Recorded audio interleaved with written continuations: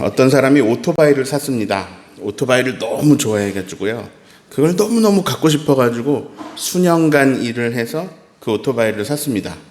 근데 이제 오토바이를 집에 가져와야 되는데 이 오토바이가 너무 소중해서 이걸 타고 올 수가 없는 거예요. 그래서 그럼 이걸 끌고 갈까? 이렇게 생각을 했는데 그러면 또 타이어가 다를 것 같은 거예요. 먼지 하나 묻지 않았으면 좋겠어요. 그래서요, 이 사람이 오토바이를 들고 집에 옵니다. 이런 사람이 있을까요? 너무 바보 같아 보이지 않습니까? 그런데 혹시 이렇게 생각해 볼 수는 없을까요? 이 사람 오토바이에 정말로 진심이구나. 진짜 오토바이를 많이 아끼는구나. 자, 만약에 누가 정말 오토바이를 많이 아낀다면 그렇게 할 수도 있겠다라는 우스꽝스러운 생각을 제가 한번 해봤습니다. 네. 오늘 읽은 말씀에 수전절이 나와요. 수전절은 유다 마카비 형제가 군사를 일으켜서 시리아 군대를 물리치고 예루살렘 성전을 되찾고 봉헌한 것을 이제 8일 정도 기념하는 기간이에요.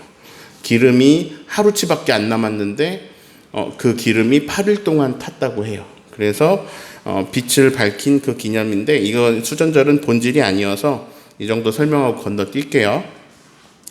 때는 겨울이었어요. 예수님이 성전 안에 솔로몬 행각이라는 곳을 거닐고 계셨습니다. 근데 유대인들이 예수님을 애워쌌어요. 그리고 예수님을 협박하듯이 말합니다.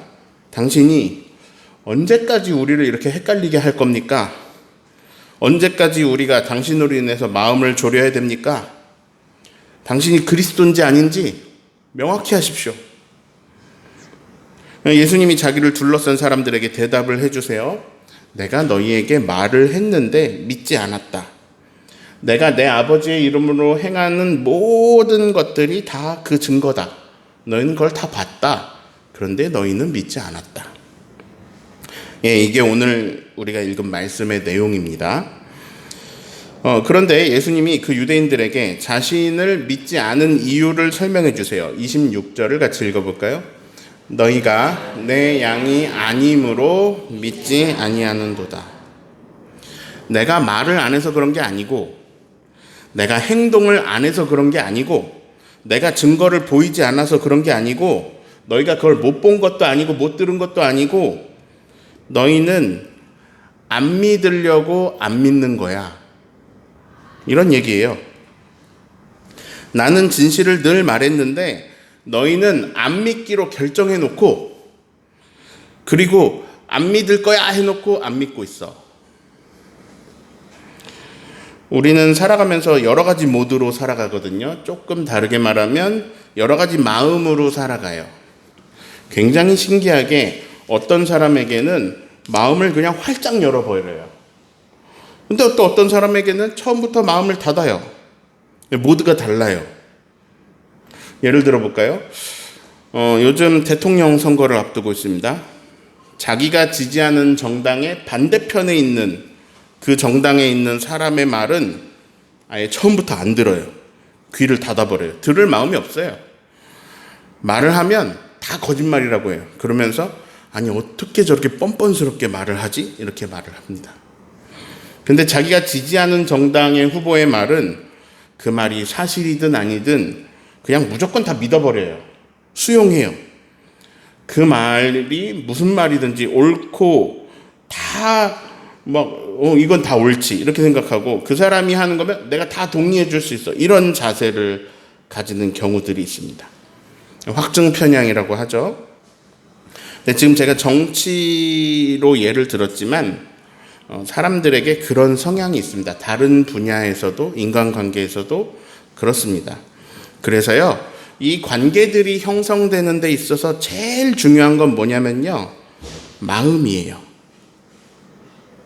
내가 어떤 마음을 가지고 있느냐, 내가 어떤 태도, 어떤 마음을 가질 거냐를 내가 결정하는 게 관계를 형성하는 데 있어서 제일 중요해요. A라는 사람이 얘기를 했어요. 그 얘기가 내 귀에 들렸어요. 자, 내 귀는 잘못이 없어요. 제 기능을 계속 하고 있어요. 들려요. 자, 말이 잘 들렸어요. 근데 이 들린 말을 내가 받아들일 거냐 말 거냐는 귀에 달려있는 문제가 아니고요. 내 의지에 달려있어요. 내 마음에 달려있어요. 의도적으로 그 말을 들을 거냐 그 말을 안 들을 거냐, 이게 다 우리 의지에 달려있는 일이에요. 자, 내 귀는 제대로 작동하고 있어요. 어떤 소리는 들렸는데 그 소리 안에 담긴 그 사람의 메시지는 어떻게 들리냐면요, 내가 듣고 싶으면 들리고 내가 듣기 싫으면요 안 들려요. 이게 굉장히 신기한 일입니다. 마법 같은 일이에요. 내가 듣고 싶으면 들리고요, 내가 듣기 싫으면 안 들려요. 그래서요, 우리는 관계를 그렇게 해요. 내가 마음을 여는 사람 말은 내가 들어요. 근데 내가 마음을 닫아버리잖아요. 그러면 그 다음부터 말을 안 들어요. 안 들려요. 진리를 말해도, 어떤 명확한 사실을 말해도 우리가 들을 생각이 없어요. 오늘 말씀에 나오는 예수님을 애워싼 유대인들, 이 사람들은 의도 자체가 예수님을 협박하고 몰아세우려고 둘러쌌어요. 의도가 그거예요. 그리고 예수님이 무슨 말을 하든 들을 생각이 없어요. 예수님이 이렇게 말씀하십니다. 너희는 내 얘기를 듣고 있었어. 못 들은 게 아니야. 너희는 못 본 게 아니야. 내가 하는 일을 못 본 게 아니야. 내가 아버지의 이름으로 행하는 일들이 다 증거로 남았어. 그 증거를 못 본 것도 아니야. 자, 너희는 못 본 것도 아니고 못 들은 것도 아니야. 그런데 내 말을 믿지 않아. 너희는 그렇게 하고 있어. 자, 25절에 뭐라고 나오냐면요, 내가 너희에게 말하였으되 믿지 아니하는도다, 이렇게 말씀하세요. 너희는 말해도 안 믿어. 그런데 26절에 왜 안 믿냐면 너희가 내 양이 아니기 때문에 믿지 않아, 이렇게 말씀하십니다. 오늘 설교 제목을 예수님의 양은 이라는 제목으로 말씀을 준비했어요. 왜냐하면 예수님이 이 말씀 속에서 계속 내 양, 내 양 이런 단어를 계속 사용하세요. 오늘 우리가 22절부터 읽었는데요, 그 앞에서 나오는 말씀에도 예수님이 양에 대해서 말씀을 하시는데 양과의 관계에 대해서 말씀하시면서 계속 내 양, 내 양은 이런 식으로 말씀을 하세요. 자, 예수님이 내 양이라고 하신 거니까 이제 예수님의 양이죠. 그러면 그 예수님의 양이냐 예수님의 양이 아니냐를 결정하는 게 뭐냐, 이걸 세 가지로 말씀 속에서 찾아볼 수 있습니다. 27절에서 그 세 가지를 함께 찾아볼 겁니다. 27절 읽습니다. 시작.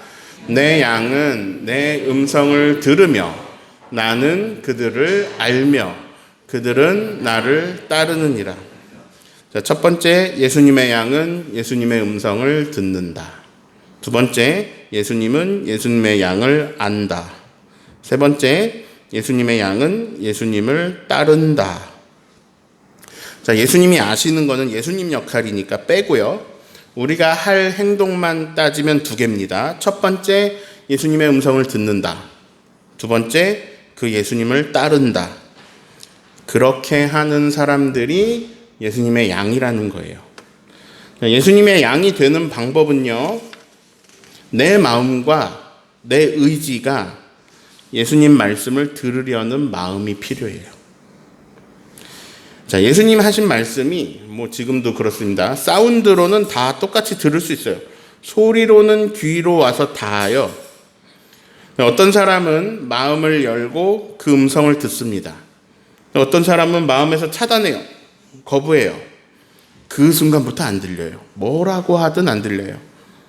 진실이 들려도 들리지 않으니 따를 수가 없죠. 그런데 저는 28절과 29절에서 굉장한 위로를 받았어요. 내가 그들에게 영생을 주노니, 이렇게 말씀하시는데요. 그들이 누구냐면요, 양들입니다. 예수님의 양들.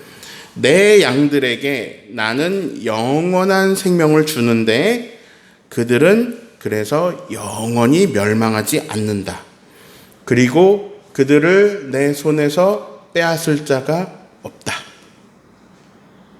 자, 29절은요, 그 내 양들을 주신 내 아버지는 온 우주 만물보다 크신데 그래서 아무도 아버지 손에서 내 양들을 빼앗을 수 없다. 자, 두 번이나 말씀하세요. 빼앗을 수 없다, 빼앗을 수 없다. 첫 번째는 내 손에서, 두 번째는 아버지 손에서. 예수님 손에서 예수님의 양을 빼앗을 수 있는 존재 같은 건 없다라고 하세요. 하나님 손에서 양을 빼앗을 수 있는 존재는 없어요. 그런 건 없어요. 그러려면 하나님보다 힘이 더 세야 되는데 없어요. 그런 거는. 자, 우리가 예수님의 양이 되는 방법이 두 가지 뭐였죠? 첫 번째, 음성을 듣는다. 두 번째, 따른다. 예수님의 음성을 듣는 거예요. 근데 귀로 듣는 게 아니에요. 귀로는 유대인들도 들었어요. 지금 예수님을 이렇게 둘러싸고 위협하고 있는 이 유대인들도 다 들었어요. 예수님의 행적을 이들도 봤어요. 자, 귀로 듣는 게 아니고 마음으로 그분이 하시는 음성을 받아들이는 거예요. 내 의지로.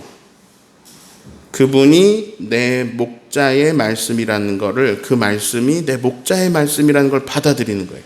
그리고 그 말씀을 따르는 거예요. 자, 예수님의 말씀을 들으면 이제 둘 중 하나예요. 따를까 안 따를까. 이거 결정하는 거죠. 유대인들은 따르지 않았어요. 그리고 이렇게 위협했어요. 더 명확히 말해라. 더 정확한 증거를 가져와라. 위협하는 듯 신문하는 자리, 재판하는 자리에 섰어요. 그런데 예수님은 말씀하셨어요. 이미 여러 번요. 앞에서 말씀하셨어요. 그리고 이제 우리가 29절까지 읽었거든요. 근데 아예 헷갈리지 않게 30절에 더 명확하게 말씀하세요. 뭐라고 말씀하시냐면 나와 아버지는 하나이니라 이렇게 말씀하세요.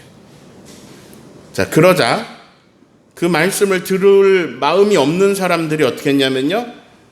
31절을 같이 읽어볼까요?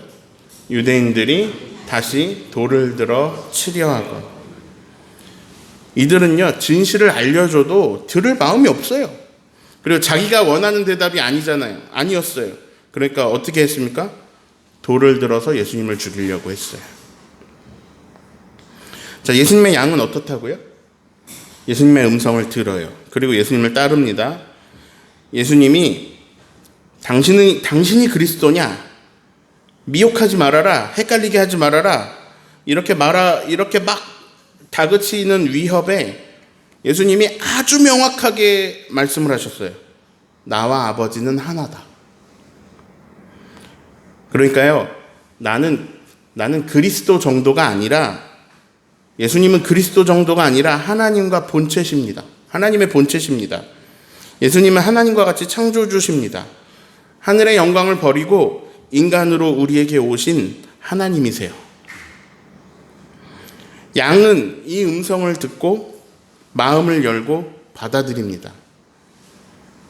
아, 우리에게 인간으로 오셔서 이 인간 세계에서 사랑을 어떻게 행하시는지 예수님이 보여주시는 대로 그 예수님의 사랑을 따르는 자들, 이 사람들이 양입니다. 그런데 그런 예수님의 양을 예수님께서 어떻게 대하시는지 여러분하고 같이 다시 한번 누가복음 통해서 묵상하고 싶었어요. 자, 누가복음 15장에 예수님이 양을 어떻게 대하시는지가 잘 나오는데요. 4절을 같이 읽어볼까요? 너희 중에 어떤 사람이 양 100마리가 있는데 그 중에 하나를 잃으면 그 잃은 것을 찾아내기까지 찾아다니지 아니하겠느냐. 자, 예수님은 양을 기다리신다, 이 정도가 아니라 찾아다니시는 분이에요. 그것도 겨우 양 한 마리를요. 한 마리. 그 한 마리를 찾아서 찾아 헤매시는 분이에요. 근데 그 한 마리를 언제까지 찾아다니느냐? 여기 말씀 밑에서 두 번째 줄. 언제까지냐면 찾아내기까지. 찾을 때까지. 찾아내기까지 찾으시는 분이에요. 예수님을 양을 찾는 게 언제 끝나느냐? 찾았을 때 끝납니다. 안 찾으면 끝나지가 않아요. 계속해서 찾을 때까지 찾으시는 분이에요. 자, 그 다음에 찾은 다음에 어떻게 하시냐? 찾으시면 너무 좋아하세요. 5절 5절 같이 읽어볼까요? 또 찾아낸 즉 즐거워 어깨에 메고. 아까 오토바이를 들고 집에 온 사람 얘기를 했어요. 이유가 뭐냐면 막 타이어 조금이라도 다를까봐, 먼지라도 조금이라도 묻을까봐. 남들이 볼 땐 바보죠. 오토바이 타려고 사는 거잖아요. 근데 만약에 정말 오토바이를 아낀다면 이렇게 오토바이를 너무 귀하게 여겨서 들고 올 수도 있겠다는 우스갯소리였어요. 근데 사실 이거는요, 이 예수님을 보고 임목서가 지어낸 얘기예요. 사람들에게 양은 어떤 존재냐? 재산이에요. 네. 그리고 먹을 음식이기도 하고요. 양고기는 저쪽 동네에서는 굉장히 중요한 식량 자원이었어요. 그리고 이 털을 깎아가지고 팔아가지고 이윤을 남기는 어떤 도구예요. 그래서요, 이제 양은 사람을 윤택하게 살게 해주는 동물이고 재산이고 그런 거예요. 양을 그렇게 대해야죠. 나를 윤택하게 해주는 존재, 이렇게 대해야죠. 그런데 예수님은요, 예수님에게 양은 예수님을 윤택하게 해주는 그런 존재가 아니라, 예수님을 위해서 존재하고 있는 것들이 아니라, 오히려 예수님이 자기 자신을 희생해서 지켜내고 돌보아 주시는 그런 자녀 같은 존재예요. 이 예수님이 양을 대하는 태도를 보면 알 수 있어요. 자, 양을 별로 소중히 여기지 않았다면 찾으러 가지도 않을 거예요. 그 한 마리 뭐 잊어버렸네. 찾으러 가지도 않을 거예요. 아니, 지가 힘들면 뭐 오겠지 뭐. 아니, 자기가 배고프면 오겠지. 이런 것도 아니에요. 그냥 기다리고만 계시는 것도 아니에요. 찾아다니세요. 근데 만약에 찾았어요? 그러면 양을 때려가지고, 이놈 새끼 이렇게 때려가지고 묶어가지고 질질 끌고 오거나, 아니면 이거 찾아다니느라고 힘들었잖아요. 그 당시에 뭐 자동차도 없고 그런데 힘들었잖아요. 양을 타고 와야죠. 그런데요, 양을 어깨에 메십니다. 그것도 아주 즐거워하면서 막 콧노래를 부르면서 양을 그렇게 어깨에 메고 오시는 분이에요. 예수님이 나를 찾은 게 너무 행복하셔가지고 막 나를 안고 나를 들고, 아니 양이 얼마나 잘 걸어요? 발이 4개나 있는데. 그러니까 길도 잃었죠. 근데 걷게 놔두시질 않아요. 또 없어질까 봐. 찾은 게 너무 좋아서 어깨에 메고 오시는 분이에요. 자, 그런 예수님의 양이 되는 방법, 오늘 2가지 나왔죠. 첫 번째, 예수님의 음성을 듣는 거고요. 그 음성을 따르는 거예요. 자, 그러면 어떻게 되느냐? 예수님의 양이 되면 어떻게 되느냐? 나는 그들에게 영원한 생명을 준다. 영원히 멸망하지 않는다. 그 어떤 강력한 힘으로도 이것을 빼앗을 수 없다. 내 손에서는 내 양을 빼앗을 수 있는 존재는 없다. 자, 그래서요, 이게요, 관계예요. 관계. 이 관계가 한번 맺어지면요, 예수님과 양과 목자의 관계가 맺어지면요, 그 관계를 끊을 수가 없어요. 그 어떤 것도 이 관계를 끊을 방법이 없어요.